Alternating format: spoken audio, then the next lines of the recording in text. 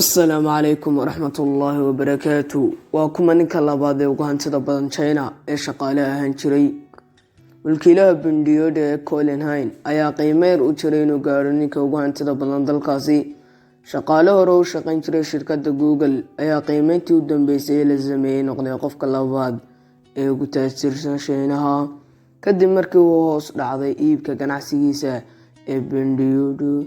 Colin Hine waxaa lagu qiimeeyay hantidiisa $45.4 bilyan iyo $36.4 bilyan sida ay tabisay shabakadda Forbes Axaddii, isagoo ka horreeyay mulkiilaha Alibaba ee Jack Ma kuna xigay mulkiilaha Tencent ee Pony Ma.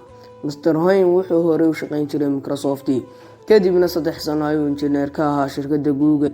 3 sano aniga aad bay qiime igu lahaayeen ayuu ku soo daabacay boggiisa 2017 ilaa 2018.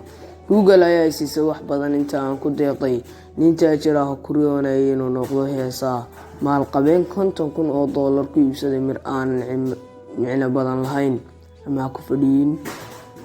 Mr. Hine wuxuu aasaasay Bendioda